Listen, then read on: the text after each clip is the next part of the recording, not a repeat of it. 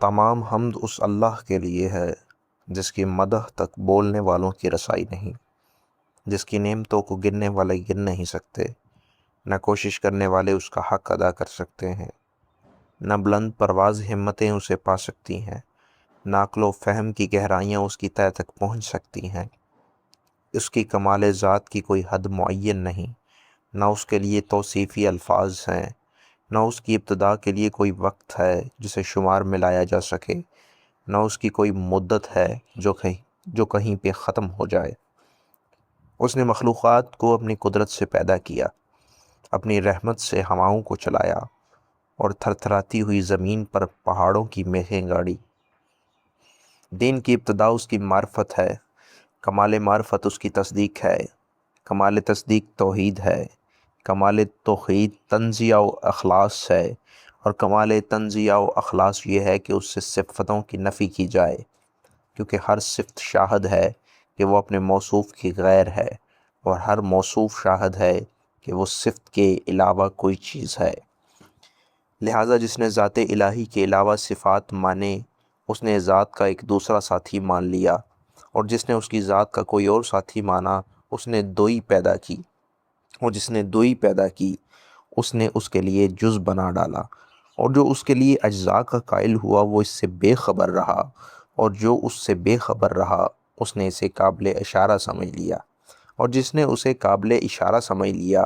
اس نے اس کی حد بندی کر دی، اور جو اسے محدود سمجھا وہ اسے دوسری چیزوں ہی کی قطار میں لے آیا، اور جس نے یہ کہا کہ وہ کس چیز میں ہے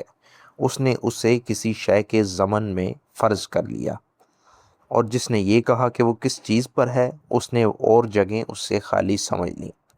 وہ ہے ہوا نہیں، موجود ہے مگر عدم سے وجود میں نہیں آیا، وہ ہر شے کے ساتھ ہے نہ جسمانی اتصال کی طرح، وہ ہر چیز سے علیحدہ ہے نہ جسمانی دوری کے طور پر، وہ فاعل ہے لیکن حرکات و آلات کا محتاج نہیں، وہ اس وقت بھی دیکھنے والا تھا جب کہ مخلوقات میں کوئی چیز دکھائی دینے والی نہ تھی، وہ یگانہ ہے، اس کے لیے کوئی اس کا ساتھی نہیں ہے، اور جس سے وہ مانوس ہوا اور اسے کھو کر پریشان ہو جائے۔ وہ یگانہ ہے اس لیے کہ اس کا کوئی ساتھی ہی نہیں ہے کہ جس سے وہ مانوس ہو اور اسے کھو کر پریشان ہو جائے۔ اس نے پہلے پہل خلق کو ایجاد کیا، بغیر کسی فکر کی جولانی کے اور بغیر کسی تجربہ کے جس سے فائدہ اٹھانے کی اسے ضرورت پڑی ہو، اور بغیر کسی حرکت کے جسے اس نے پیدا کیا ہو، اور بغیر کسی ولولہ اور جوش کے جس سے وہ بے تاب ہوا ہو۔ ہر چیز کو اس کے وقت کے حوالے کیا، بے جوڑ چیزوں میں توازن و ہم آہنگی پیدا کی، ہر چیز کو جداگانہ طبیعت اور مزاج کا حامل بنایا، اور ان طبیعتوں کے لیے مناسب صورتیں ضروری قرار دیں۔ وہ ان چیزوں کو ان کے وجود میں آنے سے پہلے جانتا تھا، ان کی حد و نہایت پر احاطہ کیے ہوئے تھا، اور ان کے نفوس و اعضاء کو پہچانتا تھا۔ پھر یہ کہ اس نے کشادہ فضا، وسیع اطراف و اکناف اور خلا کی وسعتیں خلق کیں، اور ان میں ایسا پانی بہایا جس کے دریائے مواج کی لہریں طوفانی اور بحر زخار کی موجیں تہ بتیں تھیں، اور ان میں ایسا پانی بہایا جس کے دریائے مواج کی لہریں طوفانی اور بحر زخار کی موجیں تہ بتیں تھیں۔ اسے تیز ہوا اور تند آندھی کی پشت پر لادا، پھر اسے پانی کے پلٹانے کا حکم دیا اور اسے اس کے پابند رکھنے پر قابو دیا اور اسے پانی کی سرحد سے ملا دیا۔ اس کے نیچے ہوا دور تک پھیلی ہوئی تھی اور اوپر پانی ٹھاٹھے مار رہا تھا۔ پھر اللہ سبحانہ نے اس پانی کے اندر ایک ہوا خلق کی جس کا چلنا بانچ بے ثمر تھا، اور اسے اس کے مرکز پر قرار رکھا، اس کے جھونکے تیز کر دیے اور اس کے چلنے کی جگہ دور دراز تک پھیلا دی۔ پھر اس ہوا کو مامور کیا کہ وہ پانی کے ذخیرے کو تھپیڑے دے اور بحر بے کراں کی موجوں کو اچھالے۔ اس ہوا نے پانی کو یوں متھ دیا جس طرح دہی کے مشکیزے کو متھا جاتا ہے، اور اسے دھکیلتی ہوئی تیزی سے چلی جس طرح خالی فضا میں چلتی ہے، اور پانی کے ابتدائی حصے کو آخری حصے پر اور ٹھہرے ہوئے کو چلتے ہوئے پانی پر پلٹانے لگی، یہاں تک کہ اس متلاطم پانی کی سطح بلند ہو گئی اور وہ تہ بتہ پانی جھاگ دینے لگا۔ اللہ نے وہ جھاگ کھلی ہوا اور کشادہ فضا کی طرف اٹھائی اور اس سے 7 آسمان پیدا کیے۔ نیچے والے آسمان کو رکی ہوئی موج کی طرح بنایا، اور اوپر والے آسمان کو محفوظ چھت اور بلند عمارت کی صورت اس طرح قائم کیا کہ نہ ستونوں کے سہارے کی حاجت تھی، نہ بندنوں سے جوڑنے کی ضرورت۔ پھر ان کو ستاروں کی سجدت اور روشن تاروں کی چمک دمک سے آراستہ کیا، اور ان میں زوپاش چراغ اور جگمگاتا چاند رواں کیا جو گھومنے والے فلک، چلتی پھرتی چھت اور جنبش کھانے والی لو میں ہے۔ پھر خداوند عالم نے بلند آسمانوں کے درمیان شگاف پیدا کیے، ان کی وسعتوں کو طرح طرح کے فرشتوں سے بھر دیا۔ کچھ ان میں سر مسجود ہیں جو رکوع نہیں کرتے، کچھ رکوع میں ہیں جو سیدھے نہیں ہوتے، کچھ صفیں باندھے ہوئے ہیں جو اپنی جگہ نہیں چھوڑتے، اور کچھ پاکیزگی بیان کر رہے ہیں جو اکتاتے نہیں۔ نہ ان کی آنکھوں میں نیند آتی ہے، نہ ان کی عقلوں میں بھول چوک پیدا ہوتی ہے، نہ ان کے بدنوں میں سستی و کاہلی آتی ہے، نہ ان پر نسیان کی غفلت طاری ہوتی ہے۔ ان میں کچھ تو وحی الہی کے امین، اس کے رسولوں کی طرف پیغام رسانی کے لیے زبان حق اور اس کے قطعی فیصلوں اور فرمانوں کو لے کر آنے جانے والے ہیں۔ کچھ اس کے بندوں کے نگہبان اور جنت کے دروازوں کے پاسبان ہیں۔ کچھ وہ ہیں جن کے قدم زمین کی تہہ میں جمے ہوئے ہیں، اور ان کی گردنیں بلند ترین آسمانوں سے بھی باہر نکلی ہوئی ہیں، اور ان کے پہلو اطراف عالم سے بھی آگے بڑھ گئے ہیں۔ ان کے شانے عرش کے پایوں سے میل کھاتے ہیں، عرش کے سامنے ان کی آنکھیں جھکی ہوئی ہیں، اور ان کے نیچے اپنے پروں میں لپٹے ہوئے ہیں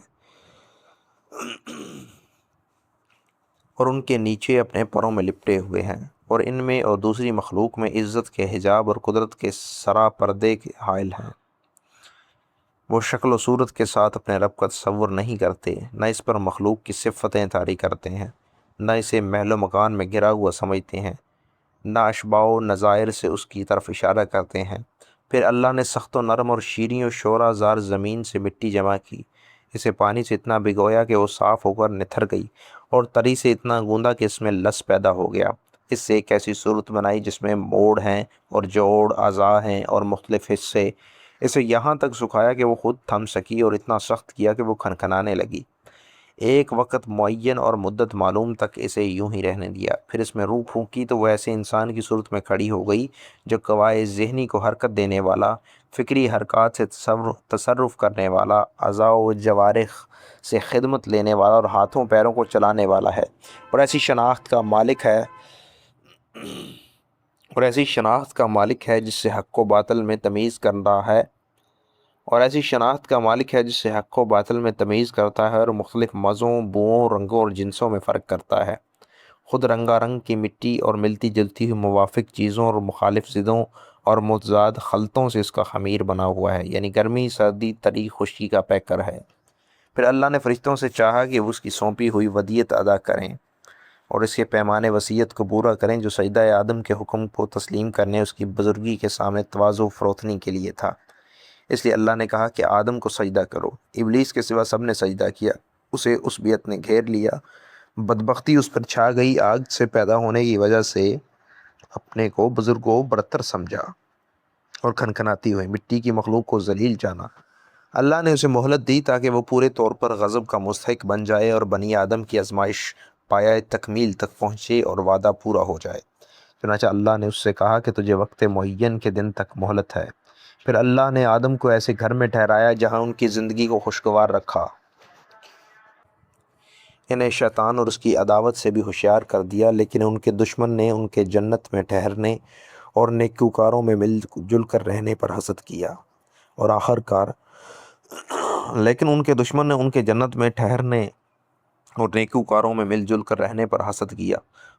کار انہیں فریب دے دیا۔ آدم نے یقین کو شک اور ارادے کے استحکام کو کمزوری کے ہاتھوں بیچ ڈالا، مسرت کو خوف سے بدل لیا اور فریب خوردگی کی وجہ سے ندامت اٹھائی۔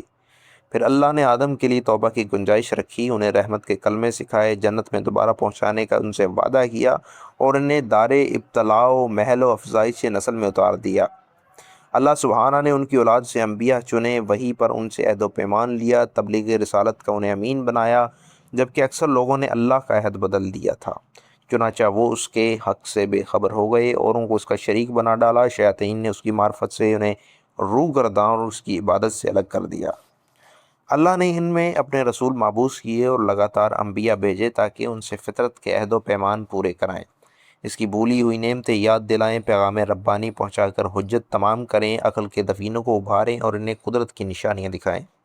یہ سروں پر بلند بام آسمان، ان کے نیچے بچھا ہوا فرش زمین،